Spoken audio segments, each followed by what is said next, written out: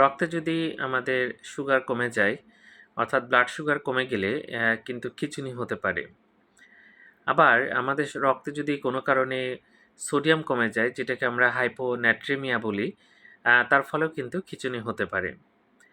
কেউ যদি ইনসুলিন গ্রহণ করেন অথবা ডায়াবেটিসের অনেক ট্যাবলেট আছে যেটা খেলে কিন্তু হাইপো হতে পারে, বা আমাদের হাইপোগ্লাইসেমিয়া বলি, যে ব্লাড সুগার কমে যাওয়া, তখন কিন্তু খিঁচুনি দেখা যেতে পারে। আবার অতিরিক্ত বমি হলে, তারপর অতিরিক্ত ডায়রিয়া হলে, তখন কিন্তু দেখা যাচ্ছে আমাদের শরীরে পটাশিয়াম এবং সোডিয়াম এগুলো কমে যায়। তো সোডিয়াম যদি কমে যায়, যেটাকে আমরা হাইপোন্যাট্রিমিয়া বলি, বমি করার ফলে হোক বা ডায়রিয়া হওয়ার ফলে হোক, তার ফলেও কিন্তু দেখা যায় যে এরকম কনভালশন বা খিঁচুনি কিন্তু হতে পারে। তো এরকম হলে আমরা দ্রুত ডাক্তার দেখাবো খিঁচুনি হলে, এবং কেন হলো কারণটা নির্ণয় করা খুব জরুরি। কারণ এগুলো যদি কারেকশন না করা হয়, আপনি শুধু খিঁচুনির ওষুধ দেন, তাহলে কিন্তু আপনার খিঁচুনি কমবে না এবং আপনার কিন্তু কষ্ট হতেই থাকবে। ধন্যবাদ সবাইকে।